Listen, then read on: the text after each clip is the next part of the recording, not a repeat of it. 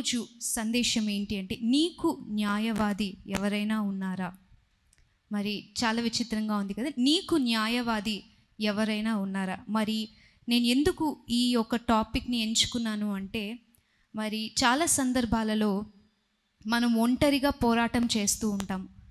మరి నేను చదువుకునే టైంలో కూడా నా కొరకు మాట్లాడే వాళ్ళు, నా పక్షాన మాట్లాడే వాళ్ళు ఎవరూ లేకుండా ఉన్న సమయంలో దేవుడు నాకు చూపించిన ఒక వచనాన్ని తిరిగి ఆయన నాకు జ్ఞాపకం చేశాడు. కనుక ఈరోజు నా సందేశాన్ని ఆ వచనంలో నుండే నేను మాట్లాడాలని కోరుకుంటున్నాను.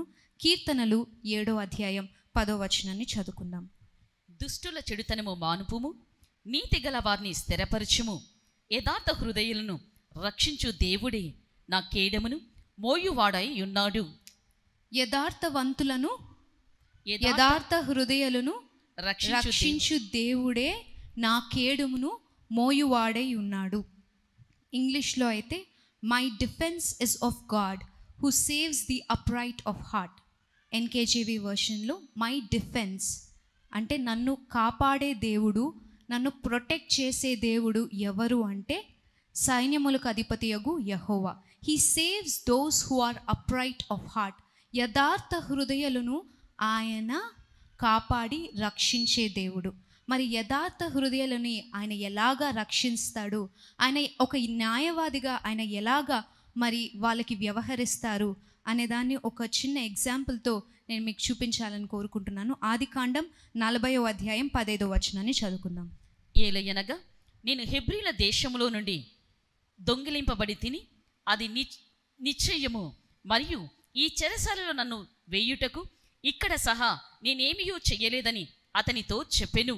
సో ఇక్కడ యోసేపుని మనం చూసుకుంటున్నాము. యోసేపు ఎక్కడ ఉంటున్నాడంట? చెరసాలలో ఉంటున్నాడు. ఈయన చెప్పే మాట ఏంటంటే, ఏలయనగా నేను హెబ్రీయుల దేశంలో నుండి దొంగలింపబడి తిని, అది నిశ్చయము, మరియు ఈ చెరసాలలో నన్ను వేయుటకు ఇక్కడ సహా నేను ఏమీయూ చేయలేదని అతనితో చెప్పాను. మరి ఎవరితో చెప్పాడంటండి? పానదాయకుల అధిపతితో ఆయన చెప్పాడు. ఆయన చెప్తూ ఆయన ఏమంటాడంటే, నేను హెబ్రీయుల దేశంలో నుంచి వచ్చాను. మొదటిగా ఒక ఫారిన్ ల్యాండ్లో నుండి అతను వచ్చాడు. అంటే తన దేశము ఐగుప్తు కాదు, అతనిది హెబ్రీయుల దేశం. రెండవదిగా అతను దొంగలింపబడ్డాడు, అంటే ఒక స్లేవ్గా లేకపోతే ఒక బానిసగా ఆయన కొనబడ్డాడు. మూడవదిగా ఏంటి అంటే, తను ఏ నేరము చేయలేదు, నేరమును చేయకుండానే నేరమును అనుభవిస్తున్నాడు.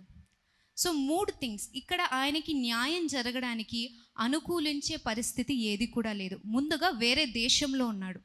సో ఇక్కడ ఇండియాలో ఇండియన్ సిటిజన్స్కి న్యాయం జరగడానికి మరి న్యాయస్థానాలు, న్యాయవాదులు తెలిసిన వాళ్ళు మరి పోరాడతారేమో, కానీ పరాయి దేశంలో నుంచి వచ్చిన వ్యక్తికి న్యాయం జరగడం అనేది చాలా అరుదుగా చూస్తూ ఉంటాం. ఎందుకు అంటే పరాయి దేశంలో ఎవరు తెలియదు, వాళ్ళ పక్షాన ఎవరు న్యాయవాదిగా వ్యవహరిస్తారు. సో అది ఒక ఇంపాసిబుల్ సిచ్యువేషన్. సరే, అతను ఏమైనా నార్మల్ సిటిజన్నా అని చూస్తే ఆయన ఎవరు అంట? దొంగలింపబడి ఆయన ఒక స్లేవ్గా, ఒక దాసిగా లేకపోతే ఒక స్లేవ్గా ఆయన అమ్మబడ్డాడు. అలాంటి వ్యక్తికి న్యాయం అనేది జరుగుతుందా? జరిగే అవకాశమే లేదు. ఎందుకంటే అతనే ఒక బందీలో ఉంటున్నాడు, ఇప్పుడు చెరసాలలో వేయబడ్డాడు. ఇలాంటి వ్యక్తి ఏమి చేయలేదంట, అతన్ని చెరసాలలో వేశారు. ఇప్పుడు ఈయనకి న్యాయవాదిగా ఎవరు వ్యవహరిస్తారు? ఆయన కొరకు ఎవరు పోరాడతారు? మన న్యాయవాది అని ఎందుకు నేను చెప్తున్నానంటే, ఎవరైనా ఒక వ్యక్తి జైల్లో ఉన్నారనుకోండి, ఆ వ్యక్తి పోరాడు, కానీ అతని తరపున న్యాయవాదులు బయట పోరాడతారు. జస్టిస్ కోసం ఎవరు పోరాడతారు అంటే ఆ వ్యక్తి పోరాడలేడు, కాబట్టి అతని తరపున న్యాయవాదులు అతనికి బయట వచ్చి పోరాడతారు. బయట వాదించేది ఎవరు అంటే న్యాయవాదులు వాదిస్తారు. ఆ వ్యక్తి ఏం చేయడు, ఆ చెరసాలలో అతడు ఉంటారు. మరి బయట అతనికి వాదించడానికి కూడా ఎవరూ లేరు. కాబట్టి ఇలాంటి వ్యక్తికి ఎవరు న్యాయం చేస్తారు? ఇలాంటి వ్యక్తికి ఎవరు న్యాయం చేస్తారు అనే ప్రశ్నని మనం అసలు ఇతను చేసిన తప్పేంటి, ఎందుకు అతను చెరసాలలో ఉన్నాడు ఒకసారి చూసుకుందాము. ఆదికాండం 39వ అధ్యాయం 9వ వచనం చదువుకుందాం. నీవు అతని భార్యవైనందున నిన్ను తప్ప మరి దేనిని నాకు అప్పగింపగా ఉండలేదు, కాబట్టి నేను ఎట్లు ఇంత ఘోరమైన దుష్కార్యము చేసి దేవునికి విరోధముగా పాపము కట్టుకుందునని తన యజమాని భార్యతో అనెను. సో మరి ఇక్కడ యోసేపుకు 39వ అధ్యాయంలో ఒక యజమానుడు ఉంటున్నాడు, అతను పోతీఫర్. సో ఈ పోతీఫర్కి ఒక భార్య ఉంటుంది. ఆమె రోజు ఏం చేస్తుందంటే యోసేపు దగ్గరికి వచ్చి పాపము చేయుటకు ప్రేరేపిస్తూ ఉంది. ప్రతిరోజు ప్రేరేపిస్తూ ఉంటే యోసేపు ఒకరోజు చెప్పాడు, ఏమని చెప్పాడంటే, దేవునికి విరోధముగా పాపము కట్టుకొనుదనని అతను తన యజమాని భార్యతో చెప్పను. అంటే దేవునికి విరోధంగా నేను ఎలాగా పాపం చేస్తాను, దేవునికి విరోధమైన ఈ కార్యాన్ని నేను ఎలాగా చేస్తాను అని యోసేపు ప్రశ్నిస్తున్నాడు అనమాట. అయితే నాకున్న ఒక ప్రశ్న ఏంటంటే, ఆ కాలంలో మరి యోసేపు కాలంలో ధర్మశాస్త్రం లేదు. పాపం గురించిన అవగాహన మరి ధర్మశాస్త్రం తీసుకొని వస్తుంది. మోషే కాలంలో ధర్మశాస్త్రం ఉన్నింది, యోసేపు కాలంలో ధర్మశాస్త్రం లేదు. మరి అతనికి ఎలాగా తెలుసు ఇది దేవునికి విరోధమైన కార్యమని? మరి ఇక్కడ ఆయన ఎక్కడుంటున్నాడు? ఐగుప్తులో ఉంటున్నాడు. ఐగుప్తులో అతన్ని పట్టించుకునే వాళ్ళు ఎవరూ లేరు. ఇది తప్పు, ఇది నువ్వు చేయకూడదు అని సరిదిద్దడానికి అతని పేరెంట్స్ కూడా అతనితో లేడు. తను నమ్ముకున్న దేవుడు అతనికి ఏమైనా సహాయం చేశాడా అంటే అక్కడ సహాయం చేసినట్లుగా లేదు. ఎందుకంటే అతను బానిసనుగా అమ్మబడ్డాడు. బానిసత్వంలో ఉంటున్న ఈ వ్యక్తి దేవునికి నమ్మకంగా జీవించాల్సిన అవసరత అతనికి లేదు. మరి ఇది తప్పు అని ఎలాగ గ్రహించాడు? మరి ఇది తప్పు అని ధర్మశాస్త్రం లేకుండా 10 ఆజ్ఞలు చదవకుండానే ఆయనకి ఎలాగ తెలిసింది తప్పని? మనకి కూడా దేవుడు ఇలాంటి ఒక జ్ఞానాన్ని ఇస్తాడు. అది ఏంటి అంటే మన మనస్సాక్షి. దేవుడు మనకు అనుగ్రహించే ఒక సెల్ఫ్ చెక్ ఏదైనా ఉంది అంటే అది మన మనస్సాక్షి.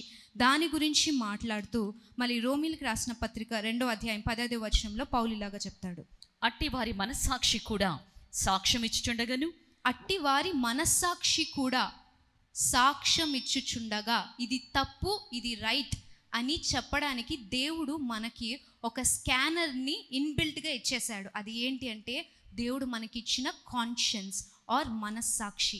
ఆ మనస్సాక్షి మన మీద నేరారోపణ చేస్తుంది. మనం ఏదైనా తప్పు చేయాలి అని మనకి ఏదైనా ప్రేరేపణ వచ్చిందనుకోండి, ఇది తప్పు, ఇది నువ్వు చేయకూడదు అని ఒక మనస్సాక్షి మనల్ని గద్దిస్తూ ఉంటుంది. చిన్నపిల్లల్లో కూడా మనం గమనిస్తాం. మరి తల్లిదండ్రులు మరి నువ్వు దొంగిలించకూడదు, నువ్వు ఇది చేయకూడదు అంటే వాళ్ళు చేయడానికి కొంచెం వెనుకాడుతారు. కానీ చేసిన తర్వాత నువ్వు తప్పు చేసావంటే తప్పు చేశావని వాళ్ళు ఒప్పుకుంటారు. ఎందుకంటే ఆ మనస్సాక్షి వాళ్ళ మీద నేరారోపణ చేస్తుంది. So God has given us an inbuilt conscious. It is a inbuilt conscience. So this directs us and our spiritual life. ఇక్కడ యోసేపుకి ధర్మశాస్త్రం లేకుండానే అది తప్పు అని ఆయన ఎలా గ్రహించాడంటే, దేవుడు తన మనస్సాక్షి, ఆ మనస్సాక్షి అతని మీద నేరారోపణ చేసింది. ఆ మనస్సాక్షి అతని మీద నేరారోపణ చేసింది కాబట్టి అతనికి తెలుసు ఇది దేవునికి విరోధమైన కార్యమని. అపోస్తుల కార్యం 24వ అధ్యాయం 16వ వచనాన్ని మనం చదువుకుందాం. ఈ విధమున నేనును దేవుని ఎడలను మనుషుల ఎడలను ఎల్లప్పుడూ నా మనస్సాక్షి నిర్దోషమైనదిగా ఉండునట్లు అభ్యాసము చేసుకొనుచున్నాను. మనస్సాక్షి గురించి ఇక్కడ పౌలు మాట్లాడుతున్నాడు. అంటే మనస్సాక్షి ఎంత ఇంపార్టెంట్ అంటే మన కాన్షియన్స్ ఎంత ఇంపార్టెంట్ అంటే దాది మనకి నేరారోపణ చేస్తుంది. మనం ఒకవేళ తప్పు చేస్తే మన మనస్సాక్షి మనల్ని గద్దిస్తుంది. మనం ఒకవేళ రైట్ చేస్తే మనస్సాక్షి మనల్ని ఎంకరేజ్ చేస్తుంది. సో తప్పు చేసినప్పుడు తప్పు చేయడానికంటే ముందు ఒక చెక్ పోస్ట్ ఉంటుంది. అది ఏంటి అంటే మనస్సాక్షి. ఆ మనస్సాక్షి ఎలాగా ఉండాలని పౌలు చెప్తున్నాడు, దేవుని ఎదుట మనుష్యుల ఎదుట అది నిర్దోషమైనదిగా ఉండాలంట. మనస్సాక్షి నిర్దోషమై ఉండాలి, నేరారోపణ మన మీద చేయకూడదు. ఈ మనస్సాక్షిని దేవుడు ఎందుకు ఒక మనిషికి ఇచ్చాడు అంటే నువ్వు తప్పు చేయకుండా ఉండునట్లుగా దేవుడు ఈ మనస్సాక్షిని హెచ్చరించడానికి నీకు ఇచ్చాడు. చాలామంది చాలా సందర్భాల్లో ఇలాగ ప్రశ్నిస్తూ ఉంటాడు, దేవుడు మరి బైబిల్లో సినిమాలు చూడకూడదని ఎక్కడ ఏ బైబిల్ వర్స్ లేదే, స్మోకింగ్ చేయకూడదని ఏ బైబిల్ వర్స్లో లేదే. చాలామంది చాలా గొప్పగా ఆర్గ్యూ చేస్తూ ఉంటారు. మరి బైబిల్లో ఎక్కడ సినిమాలు చూడకూడదని లేదే, ఏ బైబిల్ వర్స్లో కూడా సినిమాలు చూడకూడదని లేదే. మరి నేను స్మోకింగ్ చేయకూడదని, డ్రింక్ చేయకూడదని ఏ బైబిల్ వర్స్లో లేదే, నేను చాట్ చేయకూడదని ఏ బైబిల్ వర్స్లో లేదే. ఒక అమ్మాయి అయితే ఒకసారి నా దగ్గరకు వచ్చి, మీరు ఏ బైబిల్ వర్స్లో అయినా చూపించగలుగుతారా, దేవుడు ఎక్కడ కూడా రాయలేదు కదా మీరు సినిమా థియేటర్స్కి వెళ్ళకూడదు అని ఇలా మాట్లాడుతుంటారు. అందుకే దేవుడు చెప్తున్నాడు, మనస్సాక్షిని మనకి ఎందుకు ఇచ్చాడంట, ఏది తప్పో ఏది రైటో అది మనల్ని డిసైడ్ చేసుకోవడానికి హెల్ప్ చేస్తుంది. సో మన మనస్సాక్షి మనల్ని గద్దిస్తే, మన మనస్సాక్షి ఇది తప్పు అని చెబితే అది చేయకుండా ఉండడమే ఉత్తమం. అది చేయకుండా ఉండడం మనకి మంచిది. ఎందుకంటే పౌలు అంటాడు, నా మనస్సాక్షి నిర్దోషమైనదిగా ఉండునట్లు నేను అభ్యాసం చేస్తున్నాను. It is an everyday practice. ఒకరోజు నేను పాపంకి నో చెప్పాను, ఇంకొక రోజు అది వచ్చిందంటే నేను నిన్న నో చెప్పాను కదా, నువ్వు ఎందుకు మళ్ళీ వచ్చావని మనం అనడానికి లేదు. ఎందుకు అంటే యోసేపు కూడా ఒక్కరోజు కాదు ఆయన శోధింపబడింది, ప్రతిరోజు అని దేవుని వాక్యంలో ఉంటుంది. ఒకసారి మీకు చూపిస్తాను. ఆదికాండం 39వ అధ్యాయం 10వ వచనాన్ని చదువుకుందాం. దినదినము ఆమె యోసేపుతో మాట్లాడుచుండెను కానీ, చాలు సిస్టర్, దినదినము ఆమె యోసేపుతో మాట్లాడుచుండెను కానీ, దినదినము అంటే ప్రతిరోజు ఆమె అతని దగ్గరకు వచ్చి శోధిస్తుంది. ఒకరోజు నో చెప్పాను, ఇంకొక రోజు శోధన రాదనేం లేదు కదా. సో ఒకరోజు నో చెప్పాను సిస్టర్, ఇంకొక రోజు కూడా అది వస్తుంది. అంటే ఇది ఒక అభ్యాసం అని పౌలు చెప్తాడు. నీ మనస్సాక్షి నిర్దోషంగా ఉండాలి అంటే ఇట్ ఈస్ అన్ ఎక్సర్సైజ్. అది ఒక ఎక్సర్సైజ్. నువ్వు ప్రతిరోజు కూడా దాన్ని ట్రైన్ చేయాలి. నువ్వు ప్రతిరోజు కూడా నీ మనస్సాక్షిని నిర్దోషంగా ఉండున్నట్లుగా నీ ఆత్మీయ జీవితాన్ని నువ్వు ట్రైన్ చేయాలి. నేను పాపమునకు నో చెప్పడం నేను నేర్చుకోవాలి. యోసేపు చేసిన పని ఏంటంటే he said no to sin. పాపమునకు నో అని చెప్పాడు. అది కూడా మనం నేర్చుకోవాలి ప్రతిరోజు. What is the exercise Paul is talking about? మరి పౌలు మాట్లాడుతున్న అభ్యాసం ఏంటి అంటే పాపమునకు వద్దు, కాదు అని చెప్పడం నేర్చుకోవాలి. నేను ఈ పాపం చేయను అని చెప్పడము ప్రతిరోజు అది ఒక అభ్యాసం. ఒకరోజు నేను పాపానికి నో చెప్పాను, ఇంకొక రోజు వచ్చింది దానికి ఎస్ చెప్తానని నువ్వు అనకూడదు. అదొక అభ్యాసం. నువ్వు నేర్చుకోవాలి. నీ ఆత్మీయ జీవితాన్ని నువ్వు ట్రైన్ చేయాలి. పరిశుద్ధాత్మ దేవుని యొక్క శక్తి వల్ల నువ్వు నేర్చుకోవాల్సింది ఏంటి అంటే ప్రతి సందర్భంలో కూడా పాపానికి నో చెప్పడం నేర్చుకోవాలి. మరి యోసేపు చేసింది కూడా అదే. ఒకరోజు నో చెప్పలేదు, దినదినము యోసేపు దగ్గరికి ఆమె వచ్చి, పాపం వస్తుంది యోసేపు దగ్గరికి వస్తే ఆయన నో చెప్పాడు. ప్రతిరోజు కూడా నో చెప్పాడు. ప్రతిరోజు కూడా నో చెప్పి దేవుని ఎదుట ఆయన నిర్దోషిగా ఉన్నాడు. అతని మనస్సాక్షి అదేవిధంగా దేవుని ఎదుట అతను నిర్దోషిగా ఉన్నాడు. దీని దగ్గర నుంచి మనం నేర్చుకోవాల్సింది ఏంటి అంటే sin is a sin irrespective of the place, country, continent or culture. పాపం ఎక్కడైనా సరే పాపమే. అది నేను ఇండియాలో ఉంటే పాపము, అమెరికాలో ఉంటే పాపం కాదు అని అనడానికి లేదు. చాలామంది ఏమంటారంటే అమెరికాలో కల్చర్ వేరు సిస్టర్, సో ఇండియాలో ఆల్కహాలిజం అనేది చాలా భయంకరంగా చూస్తారు, కానీ అమెరికాలో ఇట్ ఈస్ వెరీ కామన్ అంటారు. బట్ ఇక్కడ యోసేపు వేరే దేశంలో ఉన్నాడు, అతను చూసే వాళ్ళు ఎవరు లేరు, అతను పట్టించుకునే వాళ్ళు ఎవరు లేరు. కానీ పాపం ఎక్కడైనా పాపమే. అది నువ్వు వేరే దేశంలో ఉన్నా, వేరే ఖండంలో ఉన్నా, వేరే ప్రాంతంలో ఉన్న పాపం ఎక్కడైనా పాపమే. ఆ పాపానికి నో చెప్పడం మనం నేర్చుకోవాలి. యోసేపు జీవితంలో మనం గమనించేది అదే. మనము కీర్తనల గ్రంథం 7వ అధ్యాయం 10వ వచనంలో చదువుకున్నాము, యథార్థ హృదయులను ఆయన రక్షించే దేవుడు. ఇతని యథార్థత ఏంటి అంటే ప్రతి సందర్భంలో కూడా ఆయన మనస్సాక్షి ఆయన గద్దించగా పాపానికి నో చెప్పడం నేర్చుకున్నాడు. saying no to sin, saying no to sin in every situation and every possible circumstance. ప్రతి ఒక్క పరిస్థితిలో కూడా ఆయన శోధింపబడిన ప్రతిరోజు కూడా పాపానికి నో చెప్పడం ఆయన నేర్చుకున్నాడు. అది నేర్చుకున్నాడు. దేవుని ఎదుట అతను యథార్థంగా ఉన్నాడు. మన న్యాయవాది అయిన యేసుక్రీస్తు ప్రభువు మనల్ని ఎప్పుడు ఆయన న్యాయవాదిగా ఆయన మనతో ఉంటాడు అంటే మనం ఎప్పుడైతే ఆయన దృష్టికి యథార్థ హృదయముగా ఉంటామో, మన మనస్సాక్షి నిర్దోషంగా ఉంటుందో, దేవుడు మన పక్షాన ఆయన న్యాయవాదిగా వ్యవహరిస్తాడు. ఆయన ఎలాగ న్యాయం తీరుస్తాడు అనే విధానాన్ని మీరు చూస్తే చాలా ఆశ్చర్యం కలిగిస్తుంది. ఒకసారి ఆదికాండం 39వ అధ్యాయం 20వ వచనాన్ని చదువుకుందాము. అతనిని పట్టుకొని రాజు ఖైదీలు బంధింపబడు చెరసాలలో వేయించెను. అతడక్కడ చెరసాలలో ఉండెను. చదవండి. అయితే యెహోవా యోసేపునకు తోడయుండి అతని యందు కనికరపడి అతని మీద ఆ చెరసాల యొక్క అధిపతికి కటాక్షము కలిగినట్లు చేసెను. హల్లెలూయా చెప్దామా? హల్లెలూయా. చెరసాలలో ఒక యథార్థ హృదయుణ్ణి చెరసాలలో బంధించారంట. అతని పక్షాన న్యాయవాదిగా ఎవరు వ్యవహరించలేరు. ఎందుకంటే పోతీఫరే అతని చెరసాలలో బంధించాడు. అంటే యజమానినే దాసుని తీసుకువెళ్ళి మరి చెరసాలలో వేస్తే అతని పక్షాన న్యాయవాదిగా ఎవరు వ్యవహరించలేదు, అది కూడా ఒక పరాయి దేశంలో. అయితే ఆ మాట చూసారా, అయితే ఎవరు లేరు అని అనుకుంటున్నారేమో, దేవుడు అంటున్నాడు అయితే. దేవుడు ఏం చేశాడంట, దేవుడు యోసేపుకు తోడై అతని మీద కటాక్షం కలుగునట్లుగా అనుగ్రహించాను. హల్లెలూయా, హల్లెలూయా.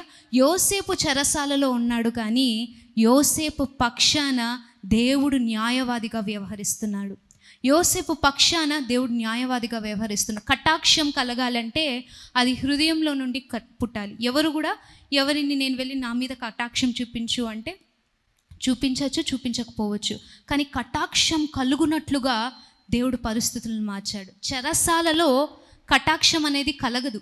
చెరసాలలో బాధింపబడతారు కదా. చెరసాలలో దేని కొరకు చెరసాలలో వేస్తారు, బాధింపబడడానికి చెరసాలలో వేస్తారు. అయితే ఆ చెరసాలలో యోసేపుకు దేవుడు ఏం కలుగజేశాడంట, కటాక్షం కలగజేశాడంట.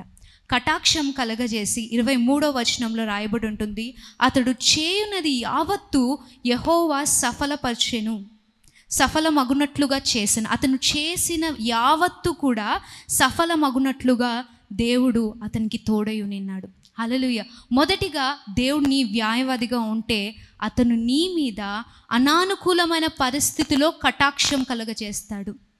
అనానుకూలమైన పరిస్థితులలో దేవుడు నీకు కటాక్షం కలగజేస్తాడు. రెండవదిగా ఆయన ఏం చేస్తాడంట, మనం చేసే ప్రతి ప్రయత్నం అగునట్లుగా, మనం చేసే ప్రతి ప్రయత్నం సఫలమగునట్లుగా ఆయన చేస్తాడు. ప్రయత్నించినప్పుడు చాలా వరకు సక్సెస్ అవుతాము, చాలాసార్లు ఫెయిల్ అవుతాం. బట్ 100% సక్సెస్ రేట్ అనేది ఎవరికీ ఉండదు. కానీ దేవుడు తోడై ఉంటే దేవుడు ఏం చెప్తున్నాడు, అతను చేయునదంతయు సఫలమగునట్లుగా దేవుడు చేశాడంట. ఆయన చేసింది మరి సఫలం అవుతుందో లేదో ఆయనకు తెలియదు, కానీ సఫలం అయ్యేలాగా దేవుడు అతనికి తోడై ఉండి ఆయన పక్షాన న్యాయవాదిగా దేవుడు వ్యవహరిస్తున్నాడు. ఇంకా చూసుకుందాం దేవుడు ఏం చేస్తాడు. మరి God will give you the right contacts and the right people when he is your lawyer. దేవుడు నీ న్యాయవాది అయితే సరైన వ్యక్తులని, సరైన పరిస్థితులని దేవుడు కలిగిస్తాడు. రైట్ కాంటాక్ట్స్ అంటున్నా అంటే సరైన వ్యక్తులని దేవుడు నీకు పరిచయం అయ్యేలాగా చేస్తాడు. ఎందుకు చెప్తున్నానంటే ఈ మాట, ఆదికాండం 40వ అధ్యాయం చివరి వచనాన్ని చదువుకుందాం. ఆదికాండం 40వ అధ్యాయం చివరి వచనాన్ని చదువుకుందాం. అయితే పానదాయకుల అధిపతి యోసేపును జ్ఞాపకము చేసుకొనక అతన్ని మరచిపోయెను. సో పానదాయకుల అధిపతి చెరసాలలో వేయబడ్డాడు. ఈ పానదాయకుల అధిపతికి ఒక కల వచ్చింది.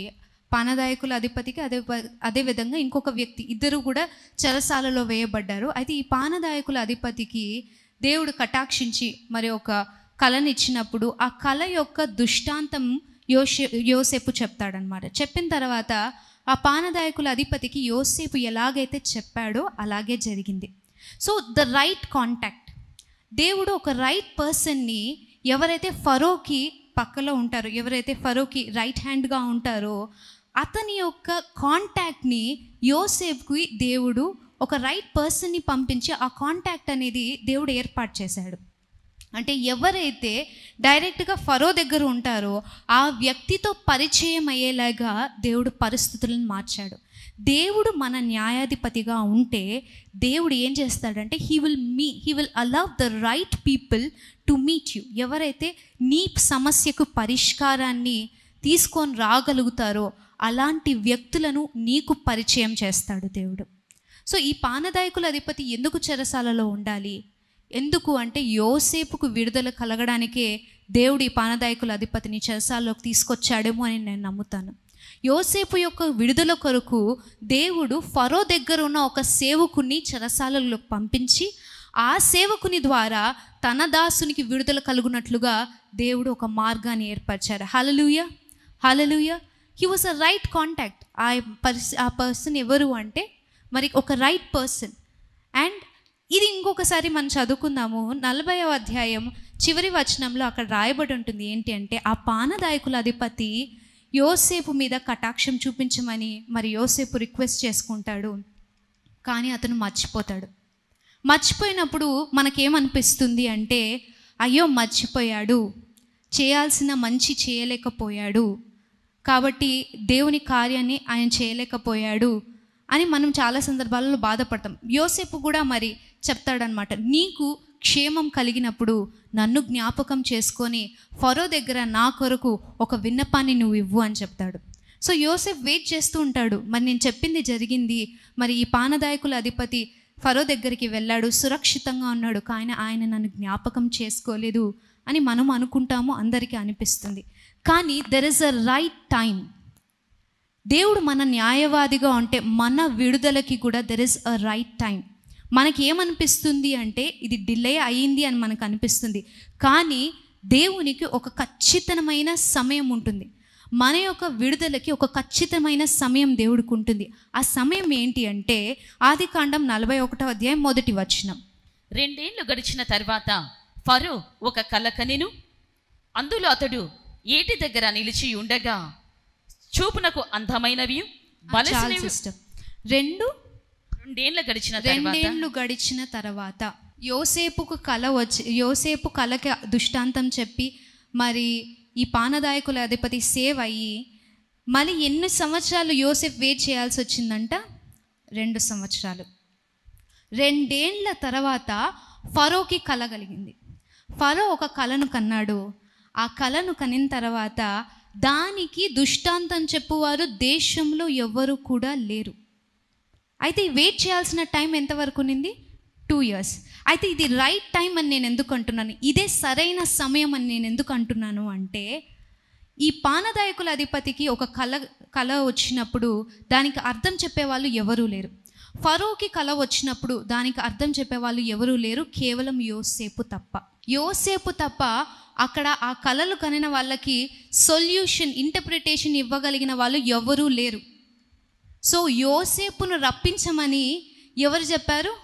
ఫరోనే చెప్పాడు. ఇలాంటి వ్యక్తి, కళలకి అర్థం చెప్పగలిగిన వ్యక్తిని మీరు పిలిపించండి అని ఫరోనే ఆజ్ఞాపించాడు. చెరసాలలో నుండి బయటికి రమ్మని ఆజ్ఞని ఎవరిచ్చారు? ఫరో తనంతకు తనే ఇచ్చేశాడు. ఇంకా ఎవరు కూడా రిక్వెస్ట్ చేయాల్సిన అవసరత లేకుండా దేవుడు చేశాడు. సో కళకి అర్థం చెప్పగలిగిన వ్యక్తులు తన సేవకుడైన యోసేపు తప్ప మరి ఆ దేశంలో ఎవరు కూడా లేరు అనే సంగతి గ్రహించినట్లుగా, ఫరో గ్రహించినట్లుగా దేవుడు పరిస్థితిని మార్చాడు. That is the right time. దేవుడు హెచ్చించే సమయం ఏంటి అంటే, దేవుడు నీ మీదున్న అభిషేకాన్ని, దేవుడు నీ మీదున్న ఆ గిఫ్ట్ని దేవుడు ప్రజలకి తెలియజేసే సమయం అది. But there is a time of waiting also. కానీ దాని కొరకు కూడా మనం ఎదురు చూడాలి. 2 సంవత్సరాలు అతను చెరసాలలోనే ఎదురు చూశాడు. But the right time came. అది ఎప్పుడు అంటే ఫరోకు ఒక కళ కలిగింది. కళ వచ్చిన తర్వాత అతను కనుగొన్నాడు, ఈ వ్యక్తి తప్ప నా కళకి మరి అర్థం చెప్పగలిగిన వ్యక్తులు ఎవ్వరు కూడా ఈ ఐగుప్తు దేశంలో లేరు, ఇతడు ఒక విభిన్నమైన వ్యక్తి అనే సంగతిని ఫరో గ్రహించాడు. ఫరో గ్రహించి తన సేవకుని దేవుడు లేవనెత్తిన సమయం అది. ఎలాగ లేవనెత్తాడంటే ఒకసారి చూసుకుందాము. ఆదికాండం 41వ అధ్యాయం 38వ వచనం. అతడు తన సేవకులను చూచి, ఇతని వలె దేవుని ఆత్మగల మనుషుని కనుగొనగలమా అని అనెను. అతడు తన సేవకులను చూసి ఇతని వలె దేవుని ఆత్మ కలిగిన మనుష్యుని కనుగొనగలమా అని అనను. సో రైట్ టైం అని ఎందుకు అన్నాను అంటే, దేవుని యొక్క అభిషేకాన్ని గుర్తించడానికి ఫరోకి దేవుడు ఒక సమస్యను తీసుకొచ్చాడు. ఆ సమస్యకి సొల్యూషన్ దేవుని బిడ్డల దగ్గరే ఉంది అనే ఒక అర్థం చేసుకుండే పరిస్థితిని ఫరోకి దేవుడు కలిగించాడు. That is the right time. So అదే రైట్ టైం ఏంటి అంటే, ఒక సమస్యని పరిష్కారం చేయగలిగిన దేవుని బిడ్డ యొక్క అభిషేకాన్ని గుర్తించే సమయము. అంతేకాకుండా that was the time of honouring the person who went through humiliation. ఎవరైతే మరి నిందలు, అవమానాలని పడ్డారు ఎన్ని సంవత్సరాలు, వారిని హెచ్చించే సమయం. దేవుడు మనం న్యాయవాదిగా ఉంటే మొదటిగా అనానుకూలమైన పరిస్థితిలో ఆయన కటాక్షం కలగజేస్తాడు. మన ప్రతి పనిలో మనం సఫలమగునట్లుగా ఆయన మనకి తోడై ఉంటాడు. మూడోదిగా he gives us the right people, the right contacts. He gives us the right time and he helps us and he lifts us up from humiliation to honour. ఎవరైతే బాధింపబడి ఎవరైతే అవమానాలకి గురి అవుతారో వారిని దేవుడు హెచ్చిస్తాడు. హెచ్చించే సమయము దేవుడు మన న్యాయవాదిగా ఉంటే. ఎవరు ఊహించిండరు మరి ఈ యోసేపు చెరసాలలో ఉంటే మరి చుట్టూ ఉన్న ఖైదీలు అనుకుని ఉంటారేమో ఇతడు ఇంకా ఇక్కడ నుండి బయటపడే సమస్య లేదు. ఎవరు ఇతని పక్షాన ఎవరు న్యాయవాదిగా ఉంటారు? ఆయన యథార్థ హృదయుడు. ఆ పాపాన్ని చేయడానికి అతను ఇష్టపడలేదు. దేవుని ముందుగా ప్రేమించాడు. పాపానికి ప్రతి సందర్భంలో కూడా నో అని చెప్పడం నేర్చుకున్నాడు. తన మనస్సాక్షి మనుషుల ఎదుట దేవుని ఎదుట నిర్దోషంగా ఉన్నింది. ఆ నిర్దోషత్వాన్ని ప్రతిరోజు కూడా ఆయన అభ్యాసం చేశాడు. కాబట్టి he was considered as a righteous and an upright person. దేవుడు మనకి న్యాయవాదిగా ఉంటే ఇవన్నీ మనం బెనిఫిట్స్. కానీ దేవుడు మనకి న్యాయవాదిగా ఉండాలంటే ముందుగా మనం యథార్థంగా జీవించాలి. మన హృదయంలో కలంకం ఉండకూడదు. నిర్దోషంగా మన మనస్సాక్షిని మనం ఉంచుకోవాలి. ప్రతిరోజు కూడా మన ఆత్మీయ జీవితాన్ని ఒక అభ్యాసంలోకి తీసుకొని రావాలి. ఇవన్నీ మనం చేస్తే నీకు ఎవరు లేరు, నాకు ఎవరు న్యాయవాదిగా ఉండలేరు, నాకు న్యాయం జరగట్లేదు అని నువ్వు బాధపడుతూ ఉంటే నీకు న్యాయవాదిగా యేసుక్రీస్తు ప్రభు వ్యవహరిస్తారు. హల్లెలూయా, హల్లెలూయా. నీ బాస్ కింద నువ్వు ఆపరేషన్లో ఉంటే ఇన్ని సంవత్సరాలు నా మ్యారేజ్ లైఫ్లో నేను ఏ రోజు కూడా న్యాయాన్ని నేను అనుభవించలేదు. ప్రతిరోజు కూడా నేను ఆపరేషన్ని అనుభవిస్తున్నాను. కానీ నీ హృదయం దేవుని ఎదుట యథార్థంగా ఉంటే దేవుడు నీకు న్యాయవాదిగా ఉంటాడు. హల్లెలూయా. దేవుడు నీ పక్షాన ఆయన వ్యాజ్యమాడే దేవుడుగా ఉంటున్నాడు. నీ యొక్క పడిపోయిన స్థితిలో నిన్ను విడిచిపెట్టే దేవుడు కాదు ఆయన. చెరసాలలో కూడా బాధింపబడకుండా కటాక్షాన్ని కలగజేసే దేవుడు ఆయన. చెరసాలలో క్షేమాన్ని కలగజేసే దేవుడు ఆయన. ప్రతి ఒక్క పరిస్థితిని నీకు అనుకూలింపజేసే దేవుడు ఆయన. మనుష్యులను, రాజ్యాలను, అధికారులను మార్చగలిగిన శక్తి ఆయనకుంది. కేవలం నీ కోసం ఆయన ప్రతి పరిస్థితిని మార్చగలరు. కేవలం యోసేపు కోసం మాత్రమే ఆయన యొక్క యథార్థ హృదయాన్ని దేవుడు గ్రహించి ఆయన కోసం మాత్రమే ఏ ఖైదీకి లేని, ఏ చెరసాలలో ఉన్న ఏ ఖైదీకి లేని ఒక గొప్ప భాగ్యాన్ని దేవుడు మరి ఫరోకి మినిస్టర్గా ఉండడానికి, ప్రధానమంత్రిగా ఉండడానికి దేవుడు ఆ కృపని ఏ ఖైదీకి కూడా ఐగుప్తులో లేదు, యోసేపుకు దేవుడిచ్చాడు. హల్లెలూయా. దేవుడు మన న్యాయవాదిగా ఆయన ఉంటాడు. చివరిగా ఒక వచనాన్ని చూసుకొని ముగించుకుందామండి. 1 యోహాను 2వ అధ్యాయం 1వ వచనాన్ని చదువుకుందాం. నా చిన్న పిల్లలారా, మీరు పాపము చేయకుండుటకై ఈ సంగతులను మీకు వ్రాయుచున్నాను. ఎవడైనను పాపము చేసిన ఎడల నీతిమంతుడైన యేసుక్రీస్తు అను ఉత్తరవాది తండ్రి యొద్ద మనకున్నాడు. యేసుక్రీస్తు అను ఉత్తరవాది, ఇంగ్లీష్లో అయితే an advocate or a lawyer. He is none other than Jesus Christ. నాకు న్యాయం జరగట్లేదు, నా పక్షాన పోరాడే వాళ్ళు ఎవరూ లేరు, నా పొలం లేకపోతే నా ఆస్తులు మరి అన్యాయంగా దొంగిలింపబడ్డాయి, నాకు న్యాయం తీర్చే వాళ్ళు ఎవరు కూడా లేరు అని నువ్వు బాధపడుతుంటే మనకు ఒక ఉత్తరవాది ఉన్నాడు. We have an advocate, that is Jesus Christ. మనకు ఒక ఉత్తరవాది ఉన్నాడు, ఆయన Jesus Christ. He is none other than our Lord and Savior Jesus Christ. ఆయన నీ పక్షాన వ్యాజ్యమాడుతాడు. నీకు ఒక న్యాయాధికారిగా, అదేవిధంగా న్యాయాధిపతిగా కూడా ఆయన ఉంటాడు. He will be the lawyer and he will be the judge for your case. కాబట్టి ఈ సందేశాన్ని దేవుడు మీ వినికిడిలో దీవించాలని కోరుకుంటూ ఒక చిన్న ప్రార్థన చేసుకొని ముగించుకుందామండి.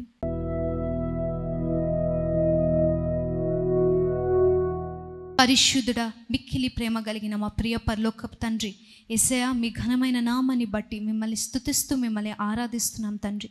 దేవా, మీరు ఈరోజు మాతో మాట్లాడారు తండ్రి. మీరు మాకు న్యాయవాదిగా ఉండడానికి మీరు ఇష్టపడుతున్నారు తండ్రి. దేవా, మీ సన్నిధిలో యథార్థ హృదయమే మేము ఉండుటకు మీరు మాకు కృపనివ్వమని నేను ప్రార్థిస్తున్నాను. యథార్థవంతులమై తండ్రి, నిర్దోషమైన మనస్సాక్షిని మేము కలుగుటకు మీరే మాకు కృపని, సహాయాన్ని దయచేయమని నేను ప్రార్థిస్తున్నాను తండ్రి. విన్న ప్రతి ఒక్కరి హృదయంలో తండ్రి ఈ వాక్యాన్ని నీరు కట్టి ఫలింప చేయవలసిందిగా కోరుకుంటూ నీకే మహిమ గంత ప్రభావాలను ఆరోపిస్తూ యేసుక్రీస్తు వారి నామంలో ప్రార్థించి అడిగి వేడుకొని పొంది ఉన్నాం తండ్రి. ఆమెన్.